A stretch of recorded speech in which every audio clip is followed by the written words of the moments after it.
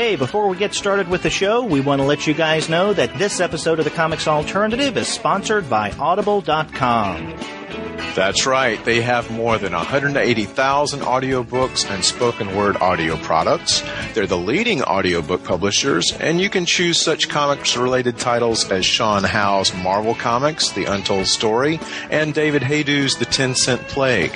Get a free audiobook of your choice at www.audibletrial.com/comicsalternative. That's audibletrial.com/comicsalternative and get started today.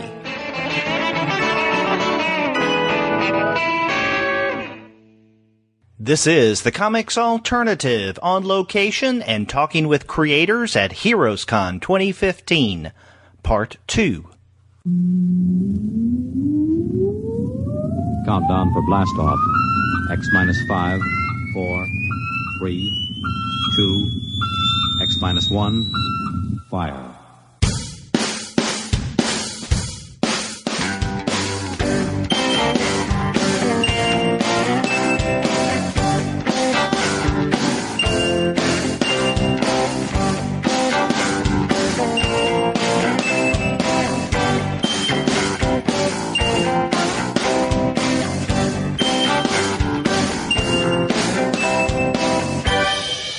Hello and welcome to another episode of the Comics Alternative on location. I'm Derek. And I'm Andy, and we're two guys with PhDs talking about comics. And this is the second of our 2-episode series of interviews with creators that we conducted in Artist Alley at HeroesCon last weekend. Andy? Yeah, and if you listen to the first episode, which we hope you did, there's even more great stuff here in the second episode. That's right. But before we get to those conversations, we want to let all of you guys know that this episode of the Comics Alternative on location is brought to you by the wonderful folks at Discount Comic Book Service. Go to their website, dcbservice.com, for all of your comics pre-ordering needs.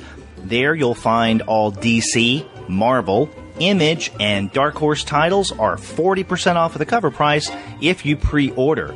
For all of the other publishers, you'll find that those discounts are 20 to 35% off of the cover price. And every single month, you're going to find some incredible specials. Now, sometimes those specials are at 45% off cover price. Sometimes it's 50% off. But many times, the discounts go higher from there. And when you go on the DCB Service website and you take a look at the bundles, you're going to have to pinch yourself. You are going to think that you are dreaming. They have so many bundles that are at 50% off, including a Marvel Secret Wars bundle, and that is everything in the Marvel Secret Wars for 50% off. Yeah, that's a bunch of issues. There's also a Valiant bundle, a Vertigo bundle. You can feel free to pinch yourself for each one of these bundles if you want, or just one big pinch. Yeah, it's crazy. You'll think you're dreaming, but you're not.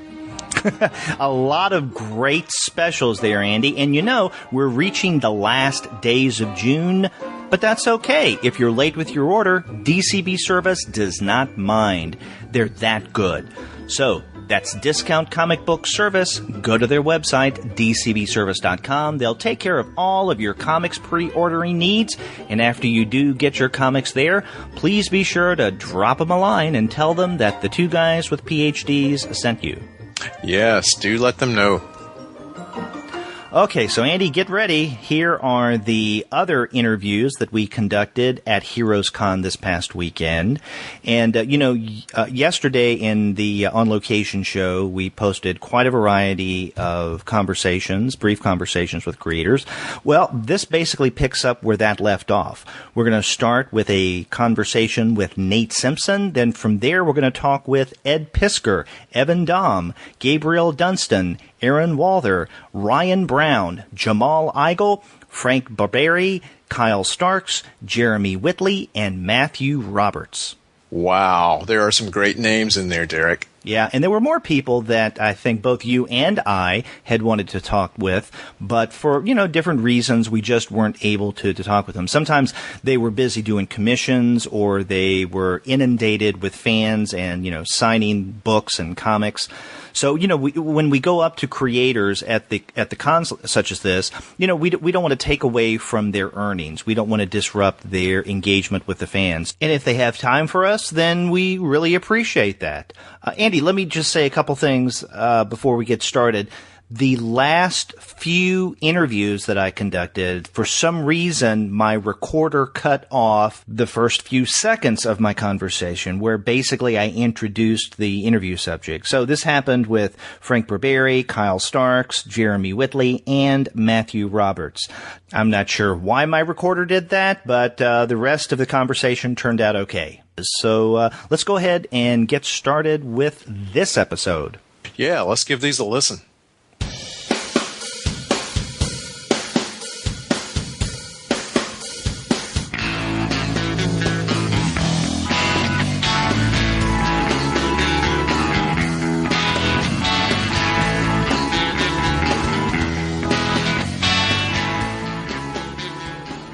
I'm here at the table of Nate Simpson, who is the creator of Non-Player. How has HeroesCon been with you so far, Nate? It's been pretty good. I've met I've never seen so many amazing artists in one place before. It's blowing my mind.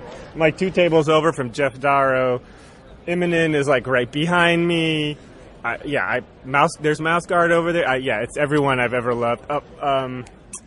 Now I'm brain farting. BPRD, the awesomest art. James Heron. Okay. Oh my God, he's right over there. He's like sitting right there. I can't believe it. So even artists become starstruck. Oh my God, yeah, I feel so outgunned on every front. Like there's just all of the masters are here at once.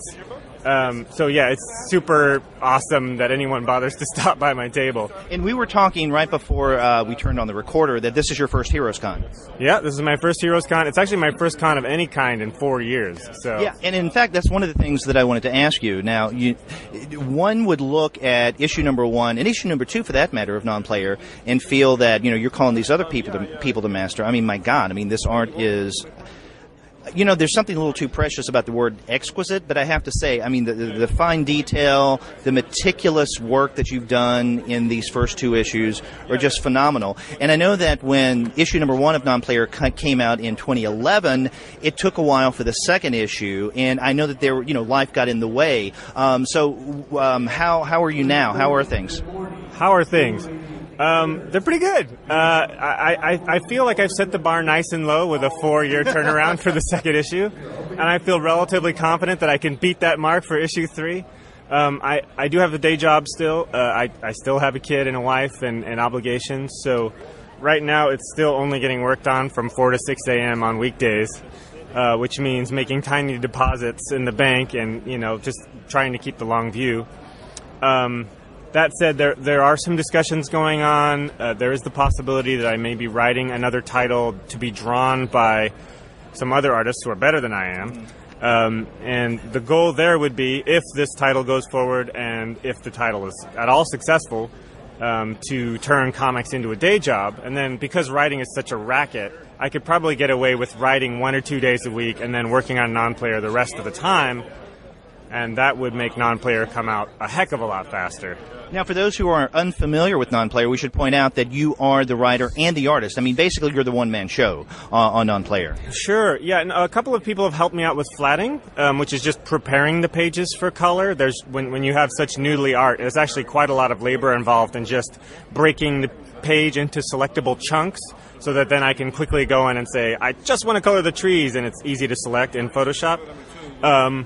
So those people put in a lot of work. Matt Harding, Eagle Gosselin, and my wife, Ji-Young Lee, actually did some flatting for me kind of in the 11th hour, and they all deserve a lot of credit for just putting in so much work.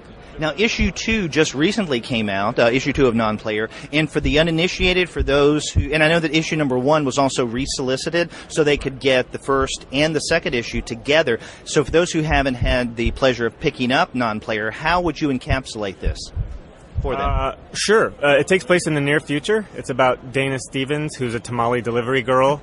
And I love that, by the way. She delivers tamales. She delivers tamales.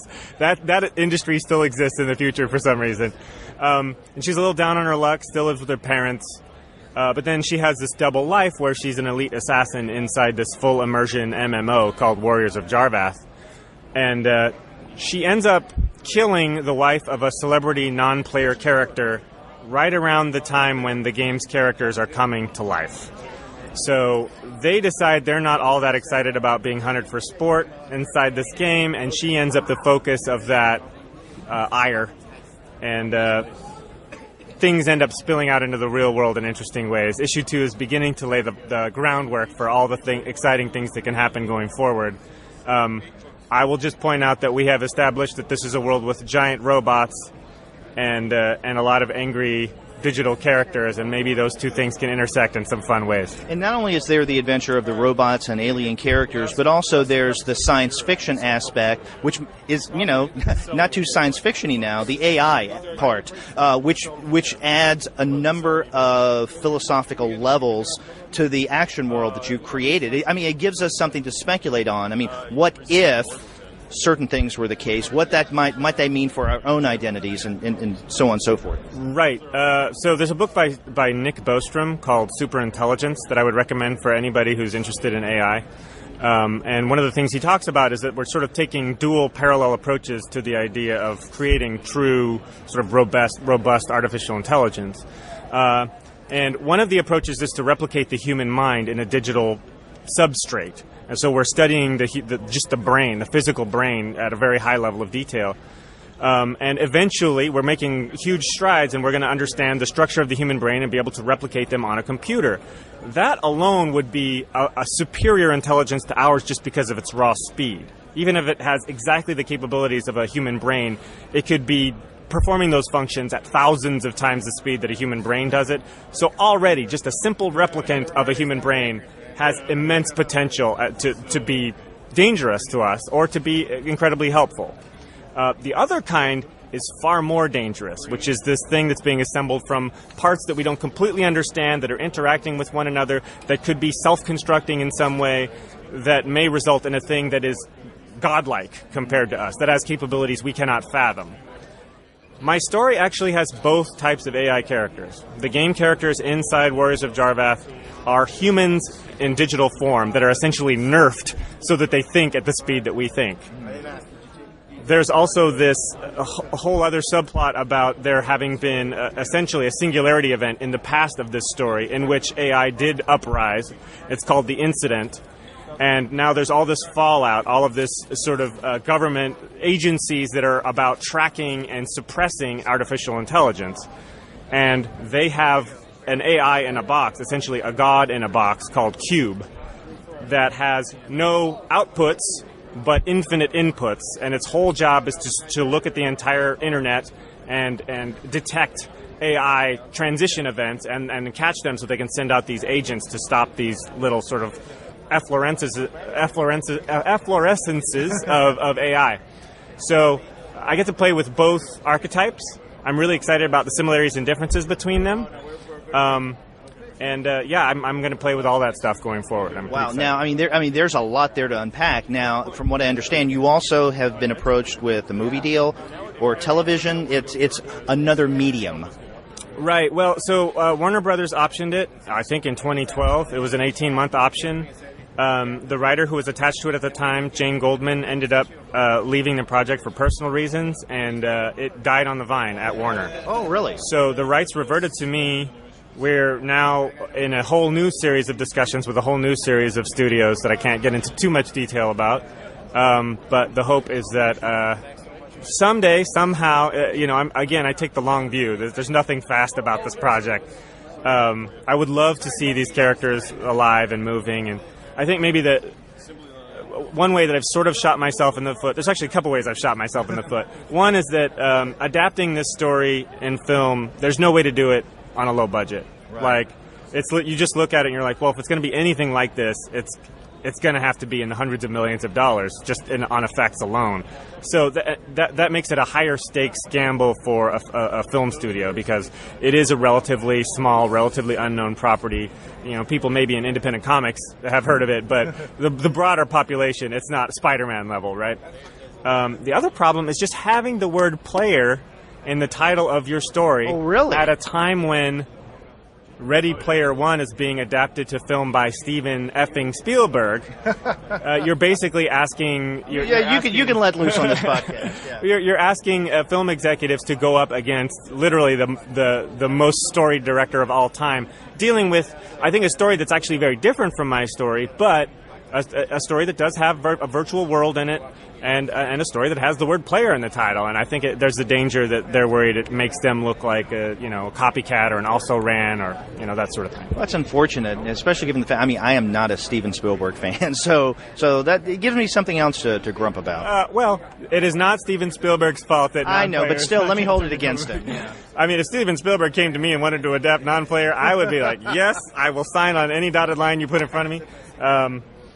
Again, I take the long view in all things. It's going to be a while before the series is done, and I feel like the longer it takes for this series to get done, the more organic sort of growth that it gets in terms of just people knowing about the book and people, getting into the story. And from one perspective, I see that it benefits me that it takes a few more years for this to, kind of blossom into something bigger. Well, when might we expect to see issue number 3 of Non-Player? Well, like I said, there's an attempt being made right now to turn it into a full-time job. If that happens, we're talking about a year.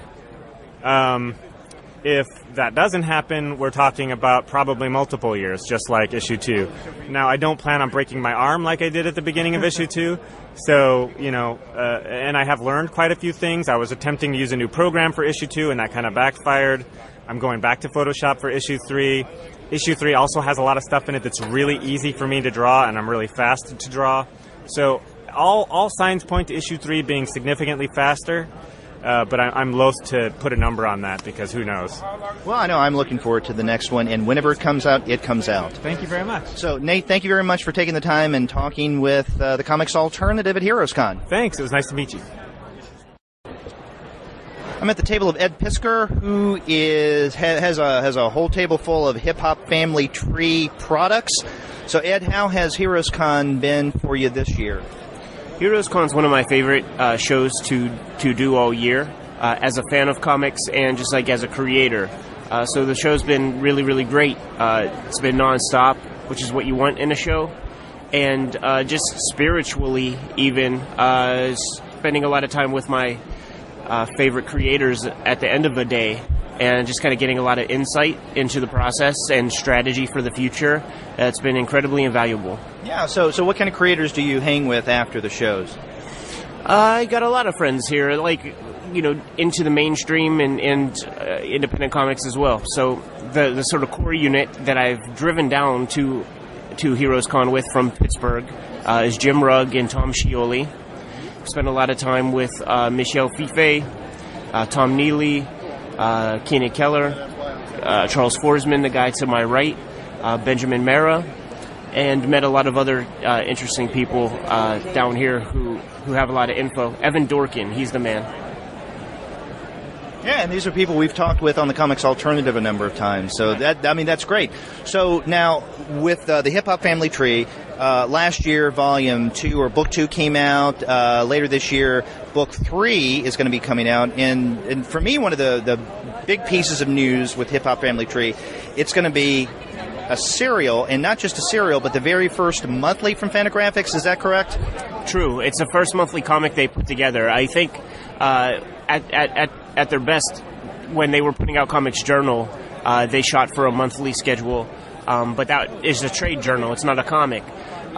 In the history of American comics, like you really can't point to a comic where a single creator did every component piece of a monthly comic and maintained their sanity. So we're really pulling a hardcore experiment here, and we'll see where my neurology is at the end of this year. Next HeroesCon, check back with me and see where my mind is. So if you're here babbling and drooling, we'll know that it didn't work as well as you had thought. Yeah, when I answered that previous question, I think might be indicative of where I'm going. Yeah. So now, one question I have is, with this new monthly, are you going to be basically picking up from where you are now, will some of the older Boing Boing online comics be there from your previous books of Hip Hop Family Tree? Yeah, what we've discovered is that the bulk of our audience is literary, bookstore crowd, record shop crowd. This is us extending a hand to the comic shop crowd. Maybe people aren't willing to necessarily put up $30 for a book, but they'll put up $4 for an issue. So what we're doing is we're breaking down the big books. Each big book yields 4 issues worth of material. At this exact moment right now, talking to you, I have 14 issues in the can, ready to go. So you should expect a reliable monthly comic that includes the existing books broken down with a director's commentary section in the back, kind of like the Alan Moore stuff in From Hell, or what Chester Browne did in the back of his collected books. And there will be some additional art, fresh splash page in each book that is reminiscent of like 60s Kirby, Fantastic Four / Marvel comics. And with space provided, I'll be drawing fresh strips too. So for those of us who already have the previous 2 books of Hip Hop Family Tree, we should still get the single issues because it's going to have brand new material. This is a no hard sell zone. You see, the people at home, they can't see this cool watch that I'm wearing, but what I'm saying is I'm doing fine. But I want to deliver my work in any format that a reader wants to check it out. So the pages are all online for free. You can read it online for free today. The big books will continue existing, and these single issues will be out there too for people who want to check things out that way. Now, you mentioned earlier something about record stores. How do you target those communities? Maybe people who aren't into comics, but they maybe would like to read your comic if they find it in a record shop. Yeah, what I like to say is that if your store wants to make money, you should carry my books, because my books don't last on the shelves that long at all. So record shop crowd, they're receptive to that. The subject matter makes sense, and the books don't last very long on their shelves. So that's one of our best markets. Before I discovered Hip Hop Family Tree about a couple and a half years ago, I knew you for WYSIWYG. Have you found now with the success of Hip Hop Family Tree that WYSIWYG, people will wonder, who did you do that? Do you get questions like that? Do you do other things? Yeah, I don't know. That's never really come up. Say that. But like, everybody seems kind of hip. It's almost like the way the internet works at this point. You can't like ignorance is not an option. Everything is a Google search. From the answer. So I don't deal with too much weirdness like that. Okay, so you got a Hip Hop Family Tree going. You have the monthly, and even though you have a number of issues in the can, as you say, is there anything else that you are working on or you have planned for the immediate future in addition to Hip Hop Family Tree? No, this is going to be the bulk of my work going forward for the next 2 or 3 years at least. There's going to be 6 big volumes. If at that point the comic is still as fun as it is for me right now, I'll keep it going. If not, but I do have a lot of fictional ideas, a lot of graphic novel ideas, because this is not a novel. This is like a chronicle, because novels are fiction. So I have a 40-year plan. Okay. Well, I hope to see you here a year from now, if not before, and let's hope that your mental state is coherent and that means that the monthly is a success. Right, and a success spiritually and monetarily, so that I don't sacrifice too much of my psychology and my mental health in the endeavor. Okay. Well, thanks a lot for talking with me, Ed. Thank you. I'm standing at the table of Evan Dahm. He is the creator of both Rice Boy and wtih, and these are comics that, although you can find them, or at least parts of them, in hard copy, began as web comics. Evan, how is HeroesCon going for you? It's pretty good. It's the first time I've done this show in 3 years. It's very, very friendly and chill, and it's the only show like it in a big part of the country, so I'm glad to be here. Now, when you were here last, you say it was 3 years ago. Something like that, yeah. So you were basically, it was working on Rice Boy? No, 3 years ago I would have had Order of Tales, which is the one in between those. That okay. I don't bring it to shows much because it's a huge book and it's hard to ship. But yeah. Yeah. So they're Rice Boy, the Ship of Tales, and now Vatu. Now these started off as webcomics and still are. That people can get them in webcomics, but you have hard copy versions of them. Is it your desire to put these out, your webcomics out, all of them in hard copy form eventually? Yeah, the book is sort of the ultimate form of the thing to me. I've been publishing stuff online for like 9 years just because it's the best way to get the stuff out there and to build an audience and get people interested in it if it is free to see. It seems like an essential part of self-publishing now, but it's all sort of the books are what actually make it sustainable for me as a business, you know. Now, in terms of getting the physical copies of the books out there, do you use any kind of crowd funding? Yeah, I've done a couple Kickstarters to do pre-orders. I just did one for my illustrated edition of Wizard of Oz. I'm working with Topatico. They're like they do merchandise production and fulfillment for a lot of different artists on the internet, and they're working with me on that book. And how has Kickstarter worked for you? It's great. It's what it actually does is not that different from just a platform to take pre-orders, but it's a really capable platform, and there's a lot of people that would not have found my work except through Kickstarter, which is cool. So it's a way to connect with readers. Yeah, it is, yeah.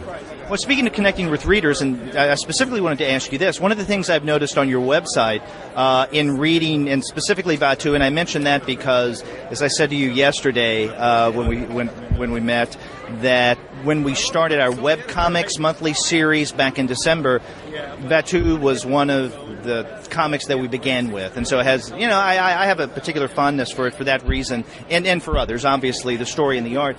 But one of the things that my co-host and I noted when we discussed it is, unlike maybe most, or at least half of the webcomics out there, yours does not have an area for readers to comment where you will comment and respond to your readers. And is that something that you specifically wanted to avoid with your webcomic? A lot of the uniqueness in the presentation in that area and other areas is just because when I started publishing Rice Boy, I did not, like in 2006, I did not know what a webcomic was. I had no real template. I just wanted to put it forward as straightforward a way as possible. I try to be true to that, and I try to present the work on my own terms in as clear and easy a way as possible. I really appreciate input from readers, but the website is where I am presenting the work, and I want it to be on my terms. I had a forum for a while, but that kind of fell apart. Personally, I like that. I mean, I have nothing against a webcomic that has space for reader comments, but sometimes, those can get unwieldy, and it can detract from the reading experience. And one of the things I very much enjoy about your website, where you can read not only Vatu, but your other webcomics as well, is that they're clean, and it does showcase the art, so there's not the clutter. Also, if you don't have a forum, there's much less of a temptation for the creator, him or herself, to give away, even unintentionally, spoilers in their comments. I hate that word of God stuff. And I feel like that's important, especially because in all of my work, I really try hard to build an immersive and strange sense of place, and it makes sense to have not a lot of clutter or noise or outside influence on the website itself. I don't want to say that I don't like hearing the input. I just want to present the work in the way that I want to present the work, Yeah, it's just not your bag. Yeah. It's not my bag. Yeah. So now, how many volumes do you anticipate Vatu being in hard copy? Vatu's going to be 4 books. I'm into the 3rd one now. The 2nd one should be in print within the year, I think. It's an enormous story. I have a lot to go, but I know where I'm going, and I know how it's going to wrap up. So yeah. Well, speaking of it being an enormous story, one of the questions I wanted to ask you is how different is this writing experience and illustrating experience from Rice Boy? It's really different. I've gone back and forth. Rice Boy, I made up an awful lot of it as I was going along. I had a simple sort of iconic story in my head, and I wandered around and met with it at the end of the book, basically. Order of Tales I planned out much more densely. Vatu, I'm doing a little bit of a back and forth between those two processes. I know broadly, I've always known what will happen, but it's that's somebody I know. The specifics of I lost my train of thought. The specific notes, I leave myself room to wander around and sort of see how things connect down the line. So you do have a specific endpoint for Vatu? Yeah, and I have, maybe that sounded more sort of loose than I meant it to. I know where things are going and how it's going to connect. There's so many different, subplots in the air here, more than I'm used to writing with, that they're constantly, connecting and behaving in ways that I don't anticipate. For those who haven't been familiar with Vatu, how would you introduce this to the uninitiated? I'm still working on my pitch. I don't know. It's a sort of surreal fantasy adventure story about a girl from a nomadic society who's abducted by a massive empire, and it follows mostly her developing sense of self in that context. There's a lot of different stuff going on, though. Yeah, well, I think that captures it, and it is a great starting point for viewers, or readers. So, if readers want to find your comic, they can go to your website, which is rice-boy.com. Okay. And we highly recommend that you check out Vatu as well as Rice Boy and the other comics that you can find at Evan's website. So I hope the rest of the con is a success for you. Thank you so much. Yeah, and I look forward to talking with you when volumes 2 and 3 are out. Cool, thank you. Hopefully soon. I'm at a shared table of Gabriel Dunstan and Aaron Walther. For those who listen to the Comics Alternative podcast, the former name you will recognize because last year, was it last year, I guess, or the year before? Wow. We reviewed the first book of Purgatory Pub, and Purgatory Pub 2 is in the works. And Aaron Walther, I just met here at HeroesCon. So, Aaron, educate me about some of the titles I see in front of me, and educate our listeners as well. Oh, sure. Well, there are a handful of titles here. The first book that I was doing is a book called Zero's Heroes, and we were running it as a webcomic, and it's a superhero comedy. And I also have a science fiction anthology series that I do called Science Hero, and that is a bunch of short stories that I work on with a bunch of different artists, and we were serializing some stories through that. And so I took some of those stories and printed them up in their own books for the convention, because some people don't like anthologies and they just, they like to read the whole thing in one sitting. So, and then I also have, a illustrated novella that I've written called King of the Road, and that's like a short little talking animals story. Okay. Now, I want to get to the Science Hero, sure, because is it based on science, or is it a way to educate? That is the number one question I get asked. I get asked, so many people come up and say, "Oh, is this STEM? Is this real science?" And I have to say that it's more science fiction than it is hard science. But the colorist that I work with, she is a physicist, and so she fact checks everything that I put in there to make sure that we're all within the realm of at least theoretical science. Wow, so this would be, I guess, a way to educate readers. I'd like to think so in some places. One of the series that we do is called Time Agent Z, and it's actually it's co-written by a friend of mine who was a history teacher. So it's a little bit of science and then also history stuff. It's about time travel. Well, it's good that you get the stuff fact-checked. Yes, I make sure I surround myself with people who know what they're doing. That way I don't have to. Yeah. So now, do you self-publish these? Do you do it through some kind of service? It is all stuff that I self-publish. Right now, it's all stuff that's available on my website, newhavencomics.com, and you can also find some of it on my personal website, aaronwalther.com. But yeah, it's just all stuff that's self-published, and I just take them around to conventions and sell them on the website. Okay. Now, have you tried what Gabe has, and that is Kickstarter? I have done 2 Kickstarters for our Zeros Heroes collected books. Those were small Kickstarters I did just to, like, the books were already done. It was all stuff that we had put on the website, and I was just trying to get the money to print the trade paperbacks. And those, yeah, we did do those. Okay. So now, Gabe, speaking of Kickstarter, how is the Kickstarter for the Purgatory Pub 2 going? The Kickstarter funded back in this past November, and I told everybody that it would be out in March, and clearly I'd have it ready in time for Heroes in June, and it's not. Yeah. Well, I'm a backer, but no pressure. I mean, I will wait for the good stuff. Yeah, I had another backer come by, because I updated all of my backers that I ran into some trouble. I had to get this day job, and then I got another day job and a bunch of drawing time. It's just fallen back into my lap. It's almost done. And so on and so on and so on. And one of my backers who backed me at a very, very high level came to the show today, says, "Hey, I was looking for you." But calm down. It's okay. You told us all what's happening. You can stop apologizing. So it's really, really nice to hear from somebody who dropped more than $100 on me. Well, that is good to know. So what can we expect in Purgatory 2 that may be a little different from Purgatory Pub 1? I tell you, something you can expect that's different is, in Purgatory 1, it's the whole point of the book was here are all the characters. And to see the devil character, where he lives, and just kind of a little bit of why he is the way he is, just here's the context of the world that he comes from. And in this one, we see more of the context of the angel character. Like the devil character, we see him with, you see him adore a celebrity, and you see him with his roommate whom he hates. And in the next one, you're going to see the angel with two in air quotes, friends from Uptown.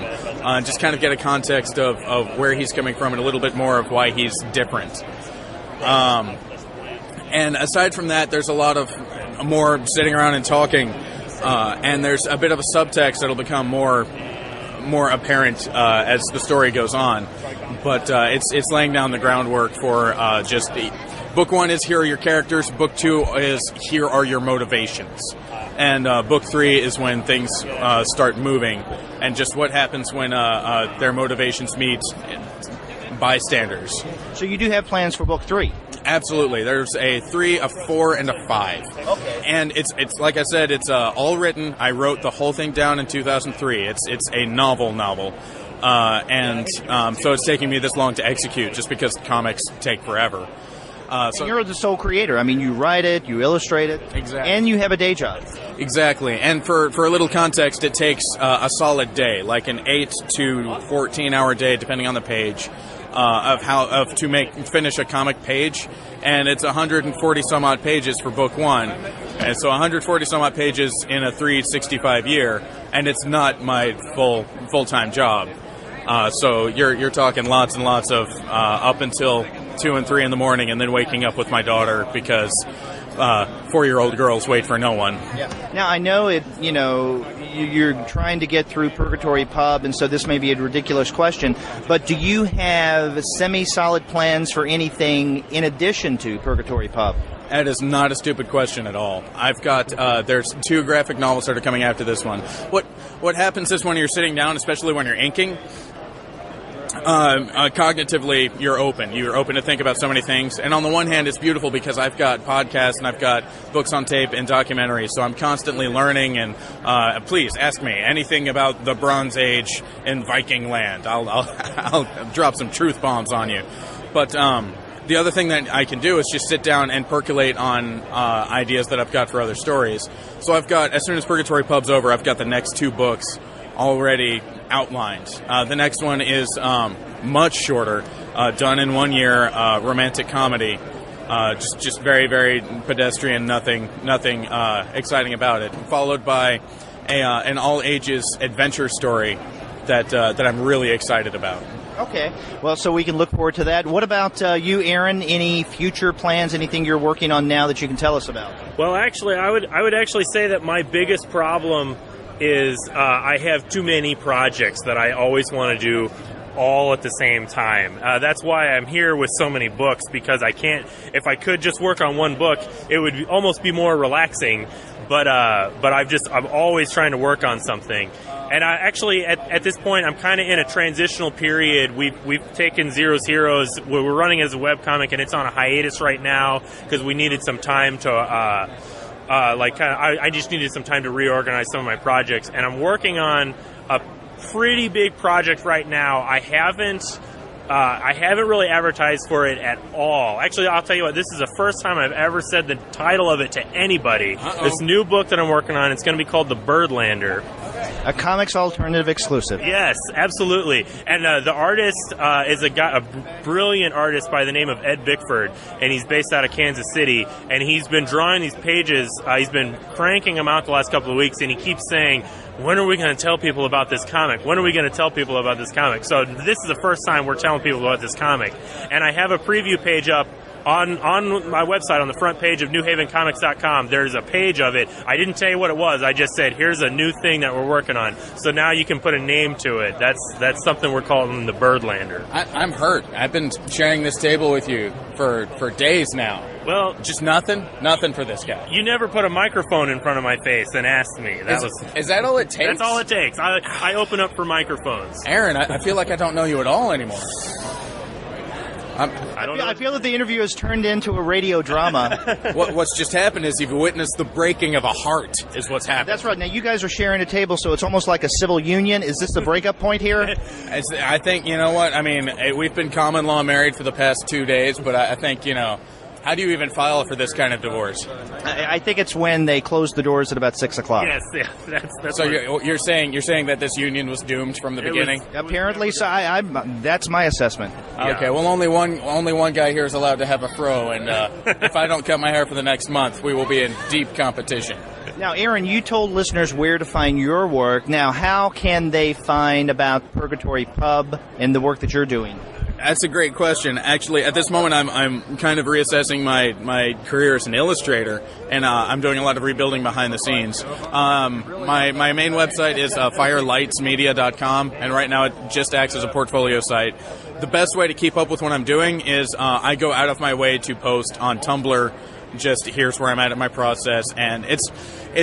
Can they easily find you on Tumblr? Absolutely, Gabe Dunstan, GabeDunston.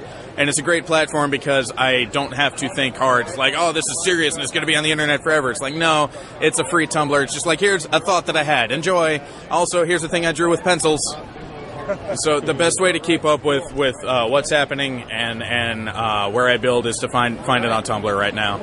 Okay. Well, Gabe, Aaron, thank you guys for talking with me. And, once again, the Comics Alternative, we have an exclusive. Thank you. So enjoy the rest of the con. Thank you so much, sir. You take care.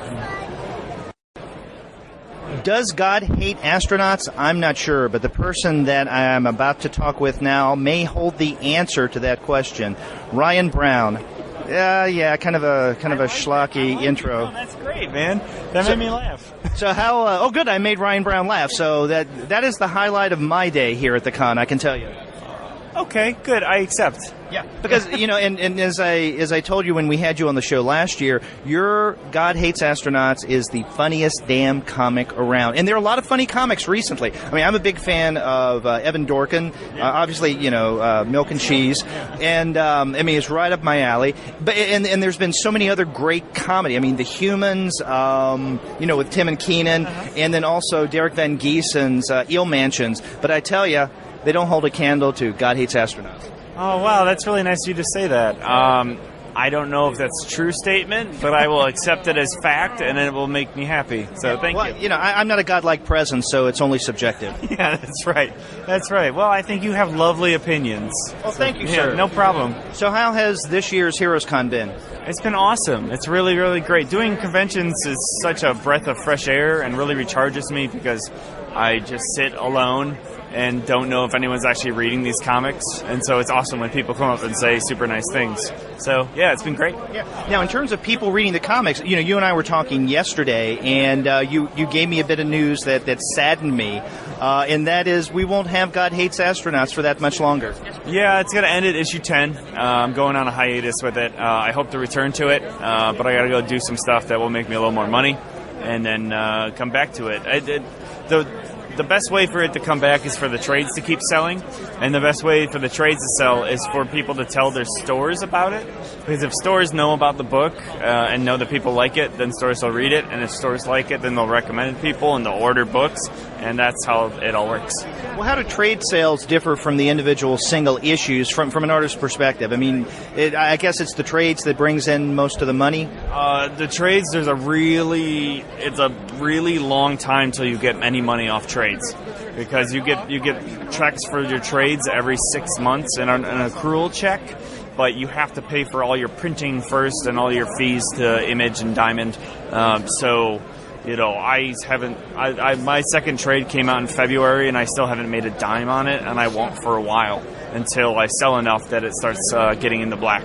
So it's a really interesting model that when people wait for trades and just buy trades, which I totally understand doing, it doesn't help keep the series alive, and that's what the single issues are for. That's why single issues still exist. That's why everything isn't just an OGN, because sales on the single issues are going to pay for the production of the book, meaning paying for the artist and the writer and all that kind of stuff. So if everybody starts trade waiting, we've got a serious problem based on what the model is.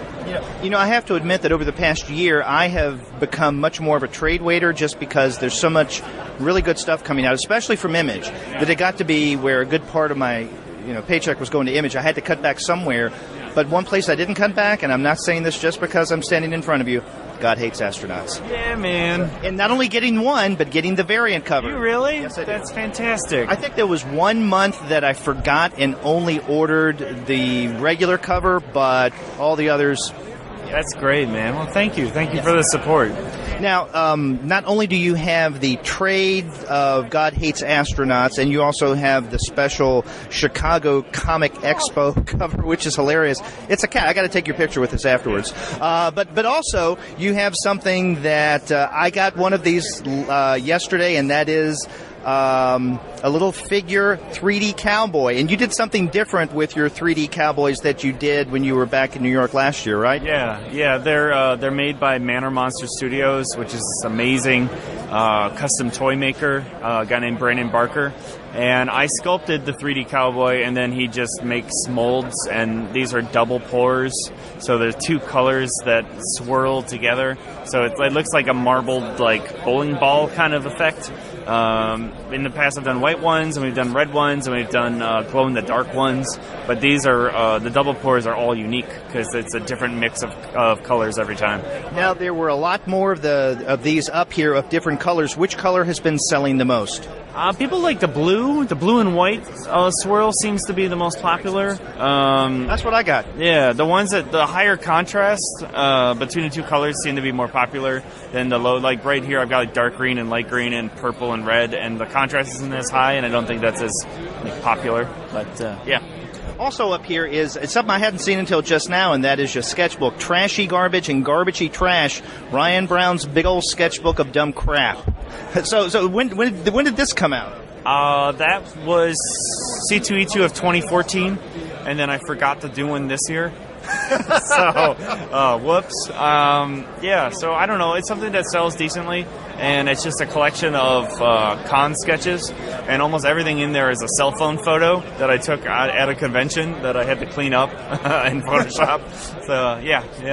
So after God Hates Astronauts, what are your plans? What are you working on now? Anything you can tell us? I'm working on Volume 2 of Blast Furnace, which is my improv comic that I enjoy doing. So I'll be doing a Kickstarter for that, and then I'm working on God Hates Astronauts card game very slowly. That I really like games, so it's been fun with all the game design stuff. So it seems to be going well, and we'll see. I have no idea when the card game would ever come out because it's such a long process. But when will the Kickstarter for Blast Furnace 2 come up? I don't know. I have to finish it. I have this really strict policy with myself that I have to finish it before I put anything on Kickstarter, because I want to get it turned around as fast as possible. And I want people to just be paying for funding the printing, not paying for my time, because I feel like that's just the way that you should be doing it. And that's good, because there are a lot of horror stories of people who don't do that. Comics always take longer than people think, like always. Like almost any creative pursuit always takes longer than you think. And so many people screw up with their Kickstarters because they just don't anticipate how long it's actually going to take to make it, and then they get in trouble and then they turn stuff in late. So, well, please let me know when the Kickstarter starts, because I'm right there with you. Yeah, man, that'd be awesome. I need all the help I can get. That'd be great. Well, thanks for taking the time and talking with us, and good luck with the rest of the con. Yeah, thanks so much. This was fun as always. A couple of years ago, we were introduced to Molly Danger, and Molly Danger is back. The creator of that comic, Jamal Igle, is standing here in front of me. Jamal, how is the con going for you this year? It's going well. I'm a little tired, but, 3 days at a show tends to be a bit of a stretch for everybody. Yeah, and in addition to that, the work that you're doing now with Action Lab, since I last talked to you a couple of years ago, now you are the PR marketing guru there, right? Yes, I'm the vice president of marketing and publicity. So that is your official title? That is my official title. I've got business cards now. Wow. So now I get emails from you, multiple emails from you. Many times, is it Sunday night or Monday morning? That's usually, the weekly, this is what's coming out on Wednesdays, usually go out Sunday night and Monday, and then we have intermittent stuff, whatever stuff that we want to talk about. We've got a new book hitting stands, or creator appearances, that sort of thing. So we try not to deluge anybody, because early on we got a lot of complaints. You guys are sending too much stuff. I can't get through all your emails every day. So we try to space them out a little bit. Do you think you send out more or less than Jeremy Whitney? Oh, I definitely send out less than Jeremy Whitley. Yeah. So now, how is it working with? My lab is basically to treat everybody's book the same way that I different brains in the same body. Jamal Igle, the creator, my publishers, and Dante, who's the new. There's a lot of man hours during the week, but we manage. All part of the same, are all on the same earth. Okay. So this is interesting, because I never thought of Action Lab doing a universe here. But. Well, the idea actually came. Vito, Ray Height, who does Midnight Tiger, and myself last year were talking about doing something together when we told Brian Seaton, who's the publisher, and the rest of the guys of what we were planning on doing. Everybody was just like, can we get in on this somehow? So that's how it sort of started to branch out. So we've actually been working on the story since around July of last year, and we've been slowly building it. Artwork's being worked on right now, scripts are written. Everything is going to be ready and in place by the time it ships in the beginning of next year. So that's just one of the things that we're doing. One of the other things that we're doing along with the superhero titles is we are doing an Action Lab book, Action Lab Dog of Wonder. Uh-huh. So there is the mascot of the company is actually getting his own book. Oh, wow. So, and then we've got stuff on the Danger Zone side that's going to be announced at Baltimore and San Diego. And the Danger side's really growing as well. Yeah, everything. We're picking up new titles. We're picking up new creators all the time. Things are moving. We're getting a little bit bigger all the time. So. Well, let's talk about your own work. Now, when we had you on the podcast, it was back in spring of, 2013. You were at I think Molly Danger, the release of it was still a few months. It was pending. Yes. I think I just sent the book to the printers at that point. So it was pending. And the book came out in October. We debuted it at New York Comic Con of 2013. And since then, I had to take on some other work, freelance. I started really sort of ramping up my duties at Action Lab. So I had to put things to the side, but with every intention of continuing to do Molly Danger. So we have just launched a new Kickstarter, and Molly Danger is going to be a 6-issue series. So basically the idea is we're going to do 6 issues every year, and starting in July of 2016, and it's going to spin out of the Action Lab event that we're going to be doing. along with a bunch of other stuff that's coming out of that as well. Okay, so what the big difference between Molly Danger, the first book, and then this new Molly Danger project is that they're going to come out in individual issues. Well, they're going to come out in individual issues, and then every 2 issues is going to be collected into a new hardcover album. We're going to keep the same aspect ratio that we did with the hardcover albums. With that European size? Right, yes. Exactly. But the print, the comics that come out in comic shops are actually going to be Golden Age size. They're going to be slightly larger than traditional comic size.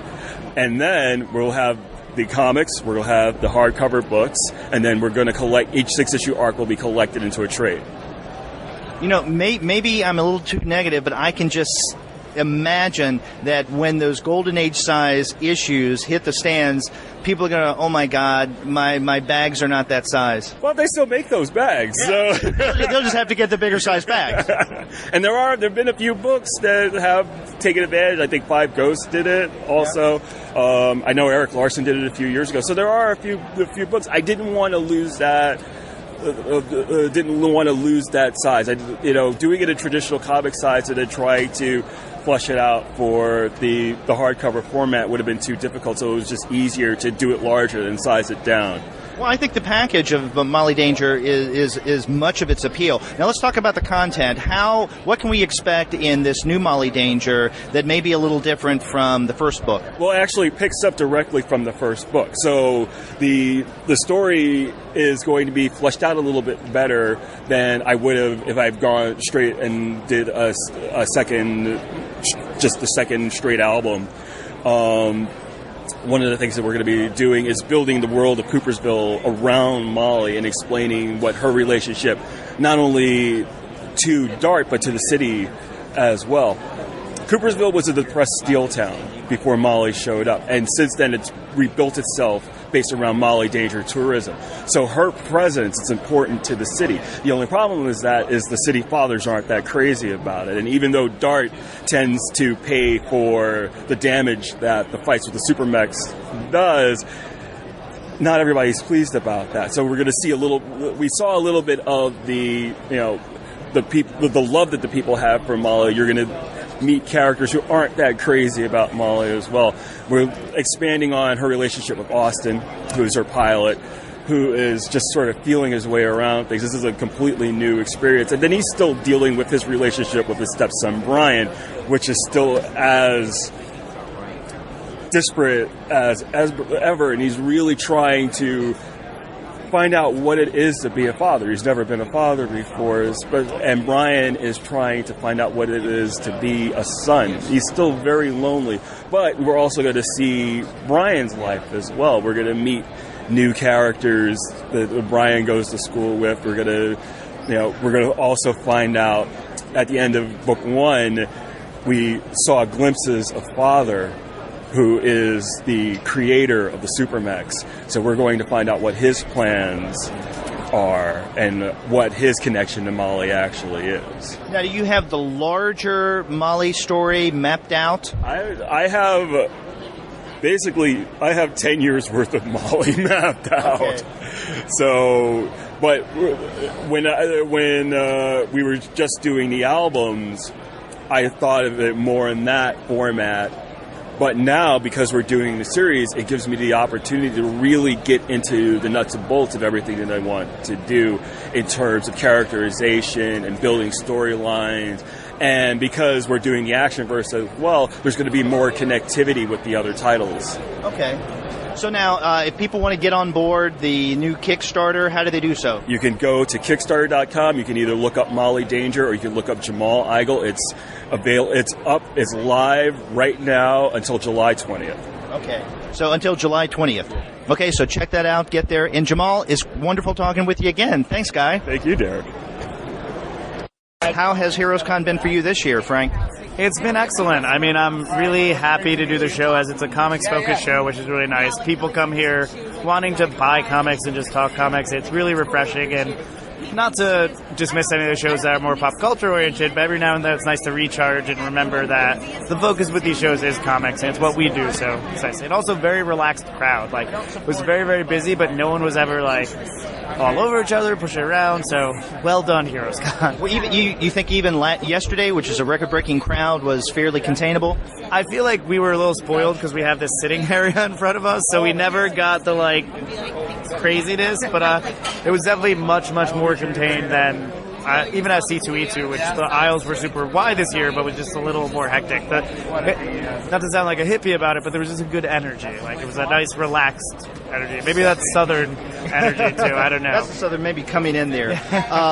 Now, last year, when Andy was talking with you, I think the first issue of White Suit had just come out, and that series, that limited series, has wrapped up. What's overall been the reaction to that? It was really positive. We were really happy. I mean, Toby Cypress, my collaborator on it, who did the artwork and coloring, he did all of that, which was awesome. He's one of my favorite artists, so it was really just like a joy for me to be able to work with him. But he is a really, really interesting and illustrative artist, so we were a little worried to see if it was kind of too artistic for some of the more just traditional comics readers who like simple storytelling and simple visual storytelling, not to downplay anyone's competence. But it was really great, and Toby did amazing work, and it was a story I really wanted to tell. And it was tricky to compress what I wanted to do as a very long-form narrative into 4, but ultimately I was really happy with how I pulled it off. But Toby is the one who just sold it so well. He's really a brilliant artist, and anytime he would send a page in to me, it was just like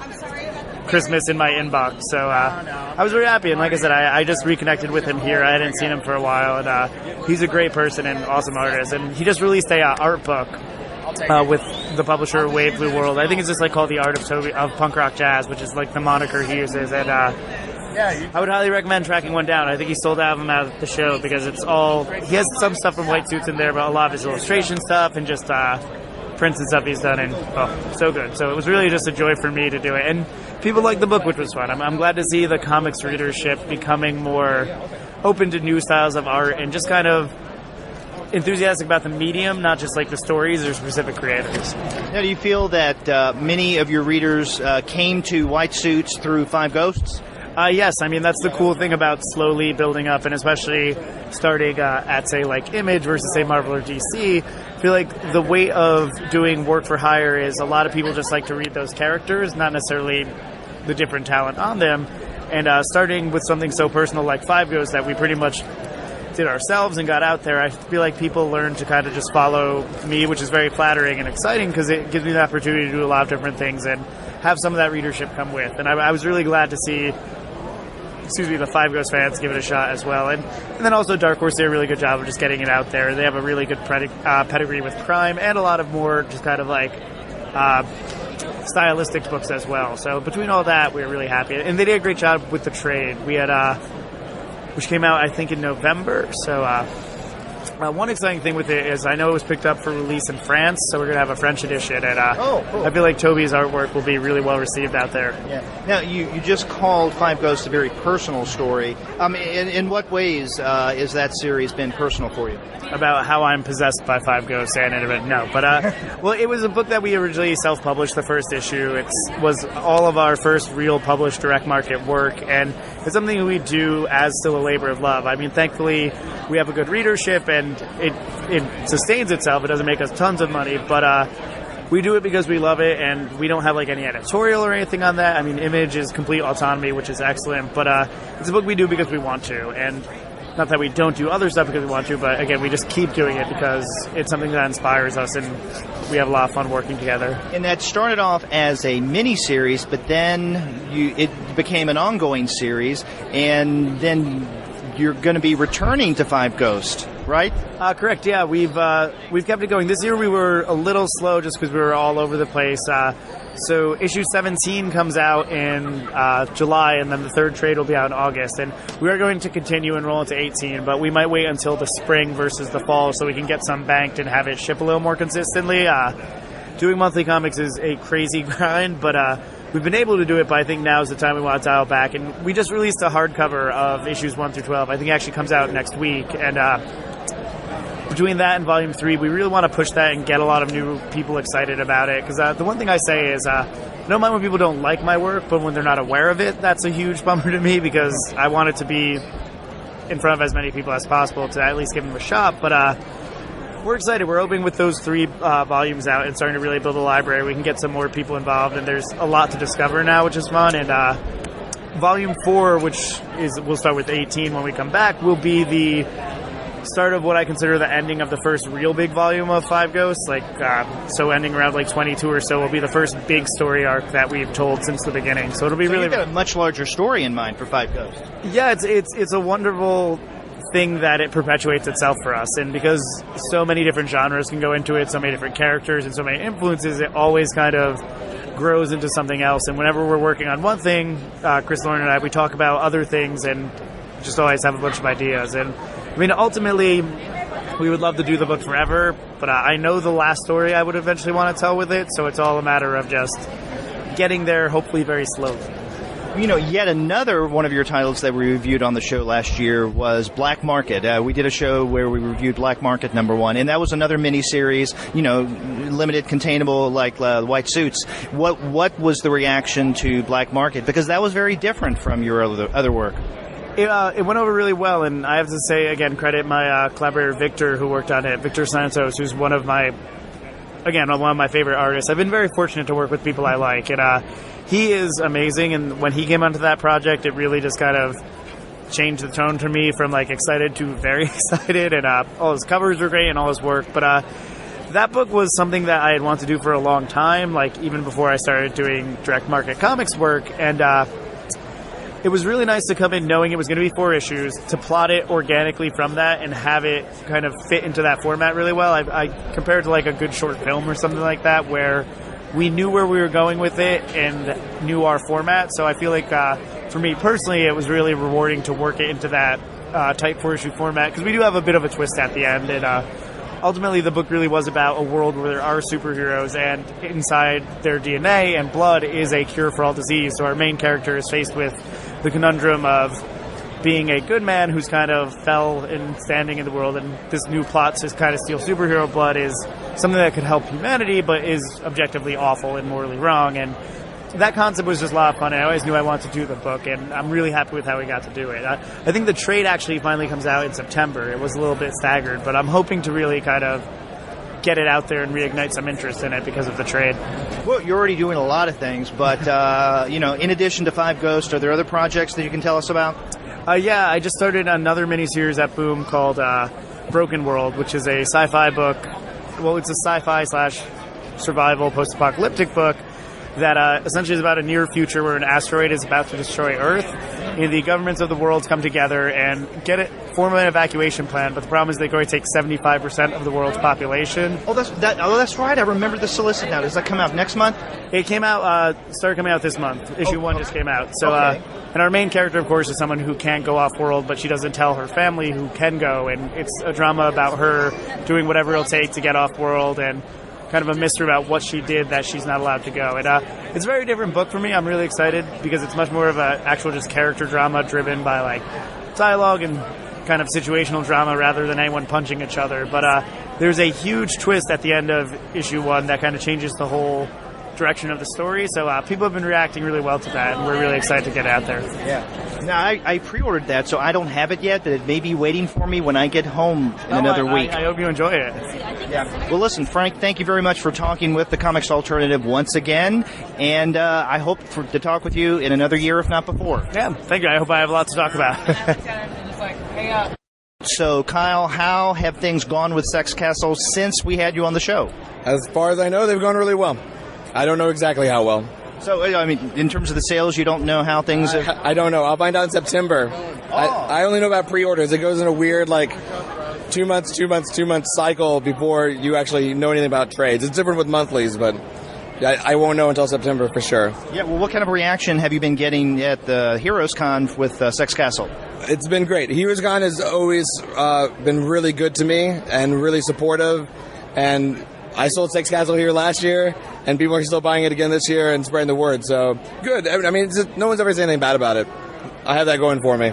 Now, as I was walking up to see if you had a few moments to talk with the Comics Alternative again, I witnessed a couple of things worth noting. First and foremost, you were having a powwow with Matt Fraction. And of course, he had his daughter with him who was asleep on the shoulder. And there was some intense back and forth going in terms of him giving you advice. Yeah, Matt's been super kind to me. Obviously, I wouldn't have Sex Castle with Image without him. I am actually losing my job in the next several months, so I'm going to look at being full-time. And who else would I ask advice from than Matt? But I know he has a family, and he's like, there's a lot of people who are professionals who aren't family men. They can't help me. So, but Matt's super nice to me, obviously. He came to my table to answer dumb questions, so... Yeah. Now, you call him super nice, but then the other thing I witnessed was you being super nice. You had someone who apparently came up yesterday to get some books from you, and then she came back. She wanted to get what I was calling, the full Starks, everything, and you handle it really good. I mean, you were giving her free stuff, you were schmoozing. Well, she bought at least 2 things yesterday. No, I tricked her. I didn't trick her. That's not the word I should use. I hustled her into buying 3 of my books sight unseen, and she enjoyed them enough to come back. And I figure if you're willing to give someone 3 books sight unseen and you like them, you deserve to be rewarded. I also think there's no reason to be anything but nice to anybody. I guess until there's not, but I like people and I want to be nice to them. And there's maybe not enough of that. Maybe. Yeah. All right. Well, maybe I think at a con like this, there's a lot of niceness going around. Yeah, I hope so. I mean, I sit at my table all day, so I don't know, but. Yeah. No, I've been walking around and I've been feeling the tingle, so at least I hope that's the friendly kindness stuff, and not something else I need to go to the doctor for. Good one. Yeah. The tingle. Yeah. No, I like people, and I want them to buy my book, so I'm nice to them. So now, what are you working on after Sex Castle now that it's out from Image? I have a couple of books I'm working on. One I started in June, which is ostensibly about Dr. J versus Dracula. But I shelved it. I wasn't real happy with it at the time, and I've looked at it since, and I was mistaken. Everything I didn't like about it wasn't really a factor. I felt like it was too slow, and I thought after Sex Castle, excuse me, that's me biting my tongue, people at home. After Sex Castle, people wouldn't want to read something slower. But I looked at it again, and it's like I really liked it still, which is when it was going to be my next book, for sure, after Sex Castle. And I didn't feel right. Now I looked at it again, I like it. So I'm going to finish the book I'm doing now, which is like a John Woo 90s action movie, sort of buddy action, fighting through a building love story. So do you feel like you've locked yourself into action narratives now? I don't think I ever was. I think it's like the thing with comics is that 80s action movies or with wrestling is something that I've always had. I've always been in the middle of those genres, and they're all based on action. I would like to maybe at some point tell something that didn't have a dramatic fight in it, but I don't know if I know how to tell a story or if I can think of a story that spoke to me in a way. No, that's not true. That's a lie. I can think of tons of things that don't. But that's what I do. And I think people like Michelle Fife or Ben Mara, people expect the action. And I think I do good action, so I'm glad to do it. I enjoy doing it. So let's say you won't do anything, let's say like an Ingmar Bergman movie, or in comics, let's say Seth, right, in his Clyde Fan stuff. No, I would. I love Jason. Jason, the Danish cartoonist, is that right? That's Scandinavian. Well, and that's a safe way. Somewhere in Scandinavia. I can't remember if it's Norwegian or Danish. Is it Norway? Sweden? Maybe Norway. Anyway. Both of us are agreeing on that. Yeah. He's literally my favorite comic guy, and his stuff is just... He's got fights and stuff, too. But it's like Hitchcock movies. It's well, I love that. I would love to be doing sort of Jason-esque that are real simple but emotional stories where there feels like there's a real density to it. I know I would, but right now... I mean, I like drawing people kicking things, so I'm going to keep kicking things until I'm over it. Well, sorry to hear that, you're losing your day job, but, I hate people who say this, for every door that's closed, another one opens. But maybe that's the case. Maybe it'll leave you with the opportunity or force you into the opportunity of doing the full-time gig. I have every intention of doing at least 6 months to a year of full-time comics, which is probably at least 1 Kickstarter, maybe 3 Kickstarters. And hoping some opportunities come from other opportunities. I'm in a really unique position. I'm super lucky. Obviously, Matt Fraction's just coming over to my table, to chit chat for a second. Like that's people don't get that. I'm really lucky. And he was late for his signing. Oh, yeah. In fact, he left here at about 6 after 4. He was supposed to be over at 4, so you should feel doubly proud. Or bad because I held up the signing. But I'm super lucky, and not because, I've met a lot of really nice people. They're all really helpful. I've been put in positions that people aren't put into, and I'm going to capitalize on that. My wife wants me to do it. I want to do it. I don't know how long you can do it for, but we're going to find out. Yeah. And you know what? There'll be like 3 new books next year or something. Yeah, well, I hope so, and I hope you keep doing it. I hope so too. Yeah, and frankly, that's what I was asking Matt. Is like, where's the retirement come in? Where does health insurance come in? Because even if you did, for me, unless you were making really good money, if you're just sort of the bottom line, if you don't have health insurance or retirement plan, you're just spinning your wheels. Like, eventually, you're going to be 62, and if you don't have a retirement plan, like, what are you going to do? Nothing. You're just going to hope you can find one more writing gig at 62. I don't think it works that way. So I'm trying to think out the logistics of it, and I knew you could help me. So. Yeah. Well, you do good work. You need to continue doing what you're doing, and I hope that next year when we see you at HeroesCon, we've got at least a couple of new titles for us to discuss. Yeah, I'll just be like a big deal pro comic guy, right? Yeah, you will. Yeah. Hey, you got your professional badge this year. I know, it's right. And that means I get to use a private bathroom. Wow. Yeah, there's a secret bathroom just for me. Yeah. Not for me, but... Yeah. Well, I think the bathroom would be a great place for us to end the conversation. So, Kyle, thanks again for being on the Comics Alternative. It's always a pleasure. I had to talk to a lot of people about Princeless and ponies and everything else. So. Yeah. Now, we have, I guess, a new surge of Princeless that has recently come out. Yep, the 3rd volume just finished up. It's in trade now. It's called Princeless, the Pirate Princess. And then the 4th volume just actually started out Wednesday with our first new issue of Volume 4. And we're actually doing a spin-off with Raven from the Pirate Princess as well, where she's going to have her own series. Oh, wow. And in fact, I was talking with Jamal Igle earlier, and, he has your old job at, the marketing publicity stuff with Action Lab, and so he had some big shoes to fill. So he was telling me a little bit about that. Do you miss that role at Action Lab? Not at all. It was nice because it was nice getting it because I sort of got it just by being kind of good at it. Like I did a lot of publicity for my book, and at that point, like the publicity that they got for Princeless was more than Action Lab had anything that they'd done to date. And I'm sort of self-taught at that stuff, whereas Jamal has actually worked in advertising and marketing and stuff, and knows actually what he's doing as compared to me, where I'm just sort of shotgunning and hoping I hit the right thing. But yeah, it got to a point there for a while where I was spending more time marketing other people's books than I was working on my own books, and that's it had to be like I had to sit down and go, this isn't why I got into it. I like helping other people, but writing is why I'm here. So. Yeah. But this has afforded you much more opportunity to really get into Princeless. Oh yeah, it's let me spend a lot more time concentrating on getting this stuff out and working with the art teams to get going on the new volumes. And there's obviously more stuff coming out with that than has happened in any time up till now. And in addition to that, I've gotten to branch out a little more and do some work with IDW, and I've got my first story with Marvel coming up, and hopefully we'll be seeing some other stuff with some other companies soon.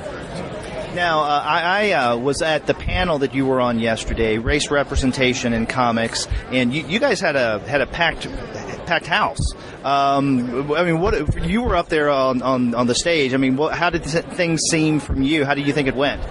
I think it went really well. It felt like, in my experience, there's kind of 2 ways that the representation panels can go, especially when we're talking about race, and that we can all kind of have a good time and talk about things that concern us, and just sort of share and hopefully make a change and have that kind of feel to it, or we can all come out of it very angry about things that have gone wrong, and we can all kind of have a bitch fest together about it. And it's much more fun to me to sort of direct that in the way of having fun and talking candidly about race, both in comics and in general. Well, it seemed to have a good, pleasant, and fun vibe, at least from my perspective in the audience. I mean, there are a lot of people really getting into the topic.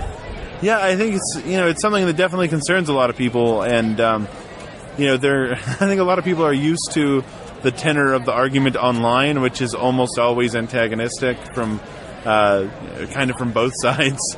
So to be able to get a group of people together who, in the case of some of the other panelists are academics who are studied on the topic, and then people like myself who have been working in the comics industry to kind of try and make that change. I feel like it lends itself much more to having a lighter atmosphere and a more informed atmosphere, for that matter, as well. Yeah, and the thing that strikes me about the the fun and relatively light atmosphere of that panel, I mean, the timing is rather curious, because a couple of days before we had that tragedy down in Charleston, and then right before that big controversy with I'm blanking on her name, the NAACP from Rachel something. Yeah, and which has basically been knocked out of the news now because of the Charleston. But I mean, what both of those stories have in common is that unlike a lot of people were saying back in 2008, well, race is alive. It never has been dead. It never has gone away.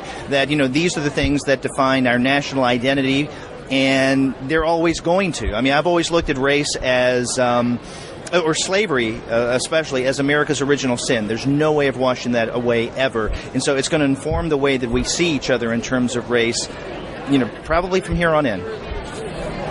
Yeah, I think, that's a lot of times the biggest thing with those panels is just sort of kind of starting out with like, okay, we know kind of what the deal is. I understand, especially as a white guy on those panels, in a lot of cases it's a case of me up front stating like that I understand my privilege. I understand, the direction that I'm coming from on this, and I think that's where a lot of where other panels and other conversations about race get in trouble. Whereas people don't want to admit that there is any sort of bias, that that even if they have never physically received some sort of help that they can easily identify, that they have any sort of an advantage concerning race. And I think it's put in kind of stark contrast by a lot of the things that have gone on in the last year, Charleston just being the latest and worst of a series of things. And I think using that as a starting point, to talk about race, just sort of acknowledging it is often the best way to start that conversation. Well, one of the things you did on the panel is not just at the beginning when you first began to share, but also throughout, is to mention without hitting people over the head with it, where you come from. It's like, hey, I'm the one white guy here sitting at the table, and this is where I'm coming from. I'm being upfront and telling you this is how I see it. This is where I'm coming from. These are my places where I can't really speak in within a certain voice, but in other ways, maybe I can bring some informative, opinion when it comes to race from the way I see it. So your subject position was front and center, and I think that's the way to do it.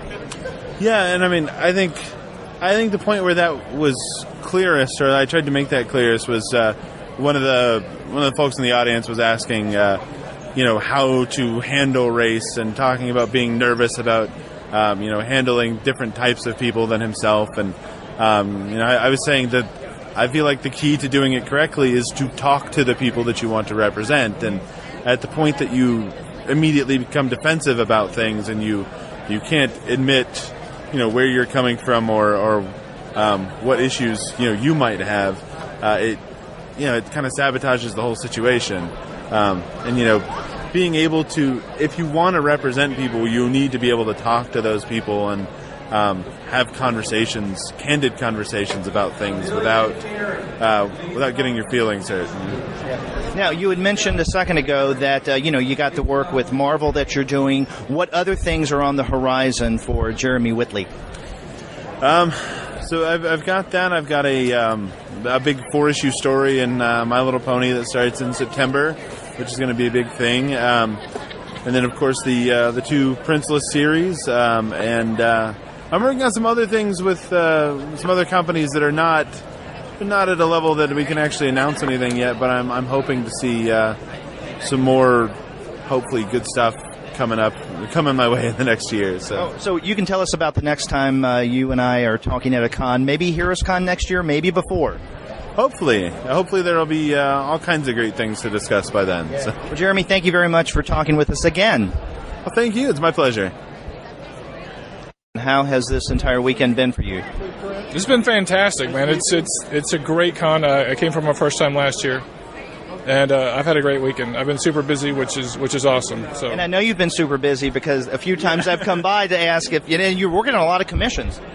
A lot is relative. I mean, I draw super slow, so that's one of the reasons it's taken me a while. But yeah, I've kept my head down, kept busy. All the people coming out and saying hi.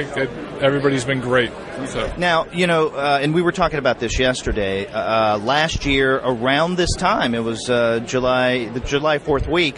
Andy and I, on our July America episode of the Comics Alternative, I think the very first title we discussed was that first trade of Manifest Destiny. And one of the things that I remember us discussing that really drew us to the book was your art, especially with what had been originally the single issues. That last page, which functioned as a teaser for the following issue, was just a one-page, just beautiful art. Is that a strategy that you feel that you have sustained? I saw it used less in further issues. Do you still use that in the later issues? Well, I mean, the cliffhanger is something that the writer, Chris Dingus, definitely likes to put in there as often as he can. Usually every issue, it ends on something that'll draw you on to the next issue. But I mean, visually, that full page. I mean, usually, he tries to give me as much room as he can. He's trying to tell a story, but he tries to give me that last page to kind of go nuts. And some of them I have better ideas for than others, but he always gives me room to play, so yeah. Now, where did the idea for Manifest Destiny come from? Was this Chris's idea that he brought to you? Is this something that you guys discussed together? It's all Chris's idea. I was brought to him through Skybound. The way he tells it, it's he was having some drunken conversation with his friends about, historical fiction is all the rage. We should do some crazy story. I should do Lewis and Clark. Ha, ha, ha, ha. And then he went, wait a minute. And he started doing the research and got up to speed and actually told a pretty interesting story. So yeah. Really, historical fiction is all the rage. It was like I'm blank. The Lincoln Vampire, the Pride, Prejudice, and Zombies, that kind of stuff. Those kind of things. Yeah. That's interesting because I never thought of Manifest Destiny within that context. But now that you say this, and given what Manifest Destiny is, it makes perfect sense now. Right. Yeah, and Chris has said before he's a big EC horror fan and Swap Thing, so he's just kind of letting his comic interest run wild on the backdrop of the idea of Manifest Destiny and Lewis and Clark and American exploration of the West and stuff like that. So. Now, we know that with Lewis and Clark and their journey west, there was an endpoint. And so, obviously, you guys have an endpoint for this. But outside of the historical endpoint, do you know if Chris has already discussed with you a particular narrative arc and where it will end? Do you know exactly where it's going? I don't know how long it will last. He's got some ideas to zig and zag. But he has told me the last issue idea. I kind of know where it ends up. Okay. And I'm excited. I'm not excited to get there soon, but I'm looking forward to being there the whole way. It's a great story. Well, I remember last year just a lot of people talking about this. How have the sales been over the past year or so? They've been good. They've been steady. Like I said, I'm a slow drawer, so I've kind of got backed up the past few months. So I think that's taking a hit on sales, but we're trying to get things back up to speed over the summer. So, and I think you guys have kind of a built-in cushion period between narrative arcs, right? To give you a little breathing space, time to catch up with everything. Now, Image seems to be doing that with most of its titles. It seems to me. It's a strategy that I think most people saw worked with Saga, and once people see something works like that, then why not do it? I mean, it kind of gives the artist room to breathe and, people to regroup and definite chapters to clock in and clock out of and, and to push the trade without getting cluttered with the monthly issues as well. So yeah, earlier, I think it was, I don't know if it was earlier this year or last year, I was talking with Joe Eisma about Morning Glories, and I asked him about this. It's like, well, you guys don't have that same kind of hiatus like, let's say, Saga does, and would you like that? And then several months later, I was talking to him, and he was telling me that they were adopting that strategy now. So I guess, for the artist especially, that would be a very fruitful way of going. Right. I mean, it like I said, it gives you a month off. It gives you time to breathe and regroup. And right, the fear is, especially when you're not working with a Marvel or an established IP, that if you take any time off, you're just going to lose readers in bucketfuls. So now, what is the working relationship between you and Chris? I mean, how do you communicate? How extensive is his script?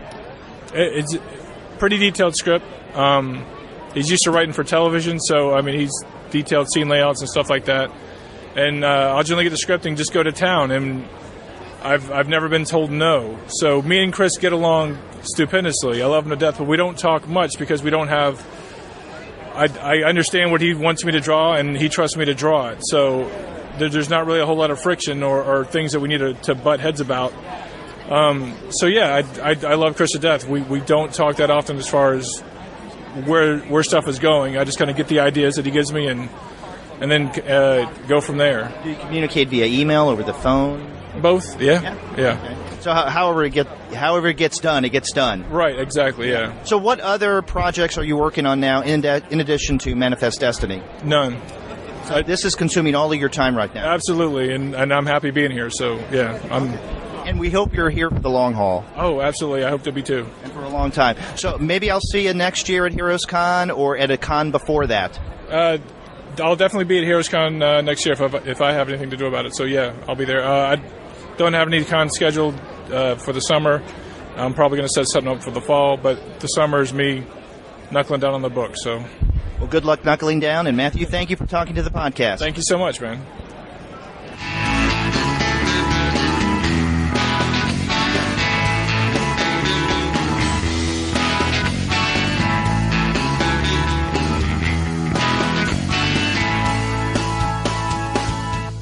Wow, Derek. Well, once again, a bunch of great creators that we spoke to, just some really, really great stuff, really great people. And, we mentioned this at the top of the podcast.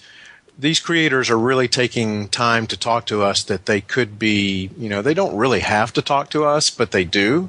And we really appreciate the time that they've given us. Oh, exactly. And, one of the things I realized at HeroesCon is even if they're very busy or if they're not even feeling very well, and that was the case with a couple of them, that they kind of at the end of the day they felt very, very exhausted. They were tired.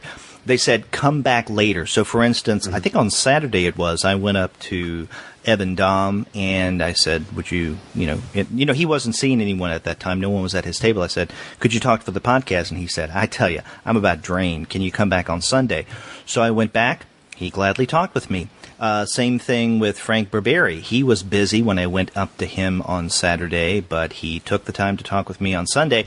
And the last guy that I interviewed, Matthew Roberts, the artist of Manifest Destiny, I think I went by his table several times. He thought that he would be finished with his commission work at about mid-afternoon on Sunday, but he didn't wrap up until probably 30 minutes before closing time of the last day of the con. Wow. But he did want to talk with us, and I'm glad that he did. So, these are the guys, even when they're busy, they take the time to talk with us, and I really do appreciate that. Yeah, and it's if you haven't been to a lot of cons, or maybe if you haven't been to one of the bigger cons, it's not like the artists are just sitting at the table all day. They have a lot of things to do, like Derek said. Sometimes they're doing commissions, sometimes they're on panels. So it's sometimes it's not an easy task to get them at a good time. Right. But all of these guys spoke with us, and I appreciate it. So I want to thank every single one of the people who talked with us at HeroesCon. We couldn't do these shows without you. And, if you want to thank these guys that we talked to on today and then yesterday's On Location episodes, then you can support them by getting their books, and you can do that by going to Discount Comic Book Service, our sponsor. Their website is dcbservice.com. Go there. Get your funny books. You will not be sorry. You won't find better prices. I promise you that. And we can talk from personal experience because we use them. Yes, we do. And after you do get your comics there, please be sure to get in touch with us and let us know the kind of things you're going to be reading. You can go to our website, comicsalternative.com, and on the right-hand side of your browser, you'll see a tab that says Send Voicemail. Click on that, and from the comfort of your own desktop or mobile device, you can send us a message through the wonders of SpeakPipe. It's just that simple. Or you can call us the old-fashioned way. Our phone number is 415-3-COMICS. That's 415-326-6427. And if you want to keep up with what's going on our blog and the podcast, the best way to do that is to follow us on Twitter. And we are at the number 2 guys with PhDs. And we certainly appreciate everybody that retweets our tweets. That's right. You can also email us, 2guys@comicsalternative.com, or you can contact me directly. I'm Derek at comicsalternative.com. And Andy? I am Wolverton at comicsalternative.com. You can also find us on Facebook, on Tumblr, on Instagram, and on Google+. We also have a YouTube channel, so be sure to check that out if that's the way you like to consume your media. You can subscribe to the podcast through iTunes, and when you do, please leave us a rating and a review. We'd appreciate that. You can also stream us through Stitcher. You can leave us a rating there as well. You can also find us on TuneIn, and as always, you can find every single one of the episodes we've ever done, as well as read our reviews and comics-related commentary that we put up on our blog. And you can find all of that at comicsalternative.com. Yeah, so which one are you going to go to first? How are you going to find us? Find us on all of these methods. Use them all. That's right. Yeah, we like hearing from you. And yeah, we really do. And we do like to read back on various episodes the mail that we get. So that's always fun. Yeah. I want to once again thank every single one who talked with us at HeroesCon. That includes, and this is a long list, so get ready, Sophie Goldstein, Jen Jordan, Michelle Fife, Tom Neely, Keenan Marshall Keller, Craig Yo, Royden Lepp, Justin Jordan, Hoyt Silva, Max Dowdle, Nate Simpson, Ed Piskor, Evan Dahm, Gabriel Dunstan, Aaron Walther, Ryan Browne, Jamal Igle, Frank Barbiere, Kyle Starks, Jeremy Whitley, and Matthew Roberts. Thanks to everyone. We really do appreciate your time. We really do. Thank you for being a part of the Comics Alternative. Yep. And until next time, I'm Derek. And I'm Andy. We will see you later.